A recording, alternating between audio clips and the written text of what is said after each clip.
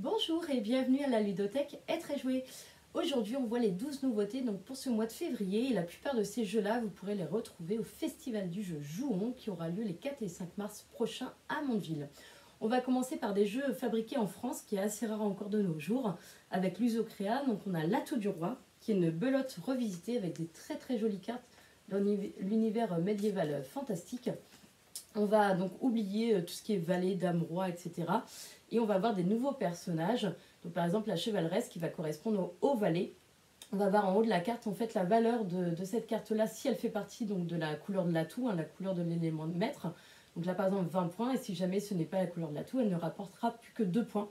Et on a aussi le curseur voilà, pour savoir en fait où est placée cette carte, si c'est plutôt une bonne carte ou une mauvaise carte par rapport aux autres. On a bien sûr chacun une aide de jeu pour se rappeler donc des valeurs de chaque carte. Donc ça permet vraiment de guider les enfants à la belote, de savoir les points, etc. pour ne pas être trop perdu et dans un super design, donc vraiment très sympa. Il y a également Yoga Twist. Donc Yoga Twist, on va être sur un jeu pour apprendre les postures de yoga. On va à son tour donc tourner la petite roulette, prendre la petite carte qui correspond à la posture. Voilà, réaliser la posture. On a les petites étapes de réalisation de la posture ici. Et donc, il va falloir faire la posture de yoga. Ça permet de créer aussi un rituel, si on le souhaite, le soir aussi, un peu pour s'apaiser. Voilà, petit jeu de yoga. Il y a donc 6 Salt and Pepper, qui est un petit jeu de cartes malin, très joli, donc avec des petits origamis dessus, vraiment très sympa. Le but, ça va être de récupérer les bonnes cartes pour réaliser des combinaisons, pour réaliser aussi des collections de cartes qui vont nous rapporter des points à la fin de la partie. Donc il y a des cartes qui par duo en fait s'assemblent et ça permet de créer de pouvoir activer un pouvoir comme voler une carte, rejouer, prendre une carte dans la défausse, voilà plein d'actions différentes. Il y a des cartes collection, donc plus on en a à la fin de la manche, plus on gagnera de points. Il y a aussi la petite sirène qui permettra de gagner des points bonus à la fin de la manche, mais aussi de gagner la partie si on a les 4 en main. Et donc ce qui est sympa, c'est qu'à la fin d'une manche, en fait, le joueur peut décider soit d'y mettre fin directement, soit de laisser un tour encore à chacun et en pensant qu'il va avoir le plus de points que tous les autres adversaires. Donc c'est un petit qui tout double parce que sinon il ne gagnera pas de points s'il n'est pas plus, mais par contre les autres ne gagneront pas beaucoup de points s'il est vraiment le plus fort. On a les Cardzels. Donc les Cardzels, ce sont des petits puzzles revisités avec des cartes et non pas des petites pièces de puzzle.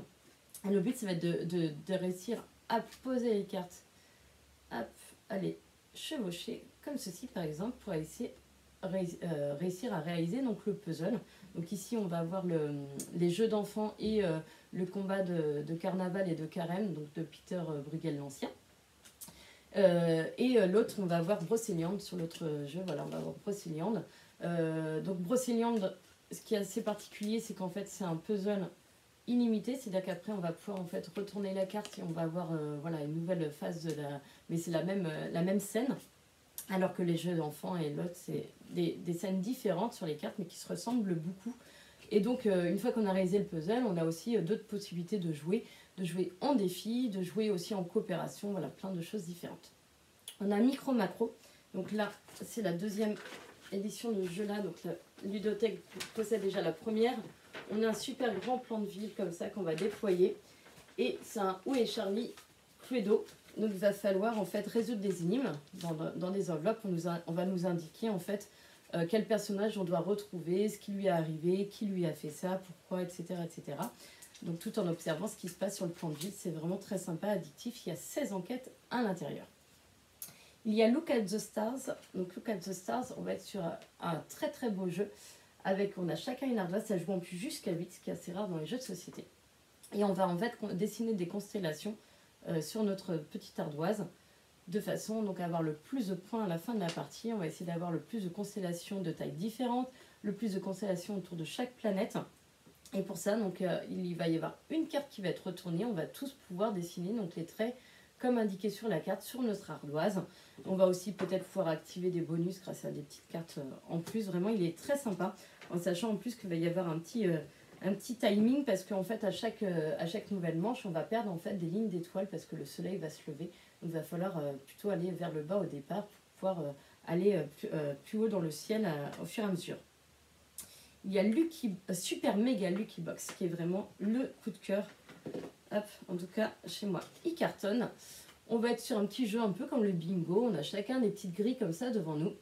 Et on va avoir un numéro qui va être tiré, par exemple le numéro 3, et on va tous pouvoir cocher un numéro 3 sur l'une de nos grilles. Et ce qui est sympa, c'est un petit jeu avec de la combo. Donc quand je vais avoir fini par exemple une ligne, ça va me permettre de gagner le bonus là. Donc par exemple, je gagne un 7, je vais pouvoir remettre un 7 sur cette grille là ou sur une autre grille qui va peut-être me permettre d'activer un autre pouvoir, etc., etc. Les pouvoirs, on va également avoir des petits éclairs. Les éclairs, ça permet de transformer en fait le numéro qui vient d'être pioché par un autre numéro. On va avoir des petites étoiles qui vont nous faire gagner des points à chaque manche. On va avoir aussi des lunes qui vont nous permettre en fait de gagner 6 points si on a le plus à la fin de la partie, ou d'en perdre 6 si on n'a pas, si on a le moins à la fin de la partie. Donc vraiment très très sympa, addictif, intergénérationnel, top top top. Il y a donc 101.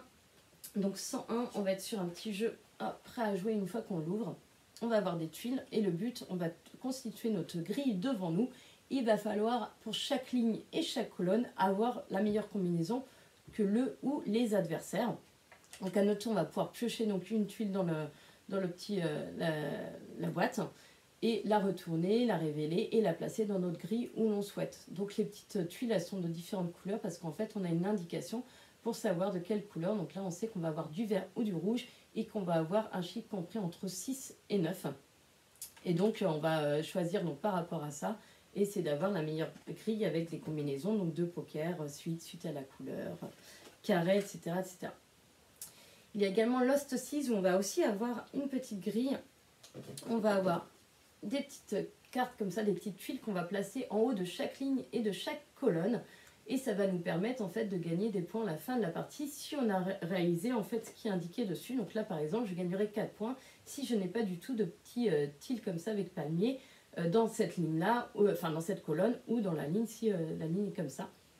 Et donc, on va également avoir, là par exemple, je vais avoir 13 points si j'ai exactement 7 éléments identiques dans cette ligne-là.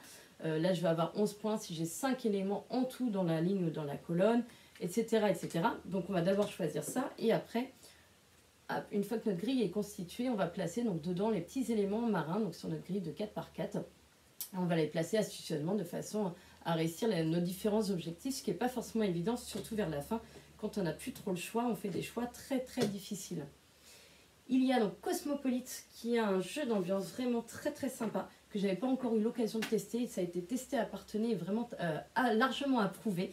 On va être sur un jeu d'ambiance où il y a plusieurs joueurs en coopération qui vont essayer donc de donner des plats à des clients d'un restaurant où tout le monde parle chacun sa langue. Donc vous imaginez, il y a plus de 60 langues je crois. Donc ça va être compliqué de les comprendre.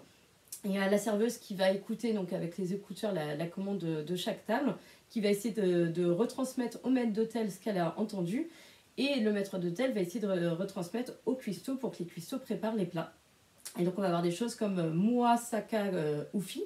Donc par exemple, la serveuse va entendre Moa Saka Ufi, elle va transmettre ça au maître d'hôtel qui va dire ça aux cuistots, et les cuistots vont regarder sur leur carte s'ils ont quelque chose qui correspond à ça.